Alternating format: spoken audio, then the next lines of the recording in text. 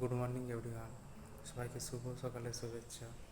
আশা করি তোমরা সবাই খুব ভালো আছো।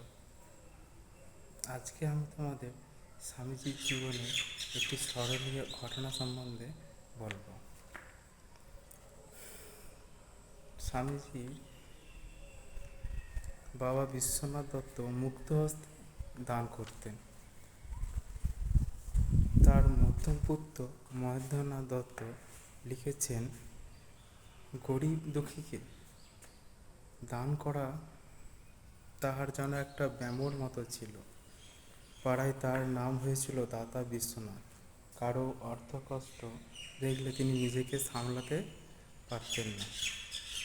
দূর সম্পর্কে অনেক ছাত্র তার বাড়ি থেকে তারই খরচে পড়াশোনা করত। পাড়া প্রতিবেশী কেউ অভাবে পড়লে তিনি জানতে পারলেই তাকে সাহায্য করতেন। এ ব্যাপারে তিনি ছিলেন সম্পূর্ণ বেহিসাবি। তার এই নির্বিচার দানের সুযোগে অনেক নেশাখোর তার কাছ থেকে টাকা নিয়ে নেশা করে বেড়াতো। একদিন নরেন্দ্রনাথ বিশ্বনাথবাবু দানের এইরকম অপব্যবহারের কথা তার কানে তুললে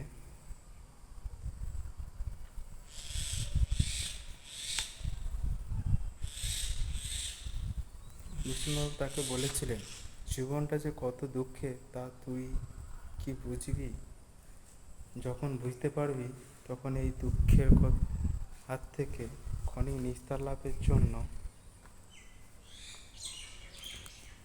নেশা ভাঙ করে তাদের পর্যন্ত দয়ার চোখে দেখবি। মানে অ্যাকচুয়ালি যারা নেশা ভাঙ করে তাদেরকে দয়ার চোখে তখন দেখার কথা বলছে। বাবার এই উপদেশের পূর্ণতার রূপ নরেন্দ্রনাথ দেখেছিলেন শ্রীরামকৃষ্ণের জীবন ও বাণীর মধ্যে। দয়ার দৃষ্টি শ্রদ্ধার দৃষ্টিতে পরিণতি হয়েছিল। কারণ হচ্ছে শ্রীরামকৃষ্ণ তাকে শিখিয়েছিলেন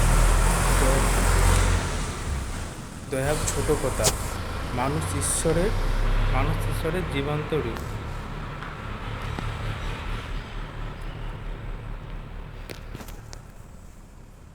ঈশ্বরকে কি আমরা দয়া করার কথা ভাবি?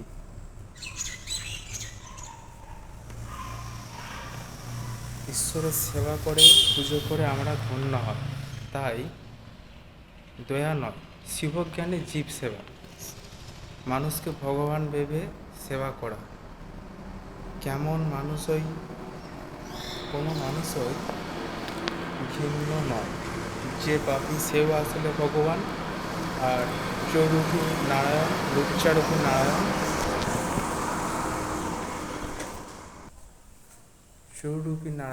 লুচ্চারূপী নারায়ণ।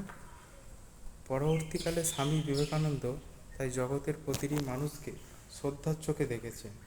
যে অধঃপতিত তাকেও বলতেন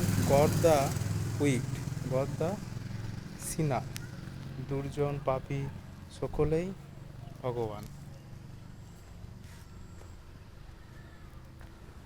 আর বলতেন যদি একজনের মধ্যে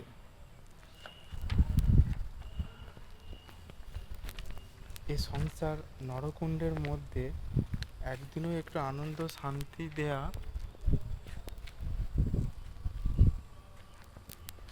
যায় সেটুকুই সত্য। এই তো আজন্ম ভুগেছি।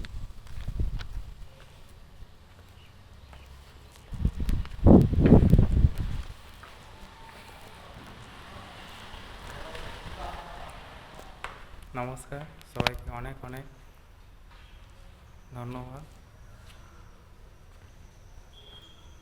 সবাই খুব ভালো থাকবে।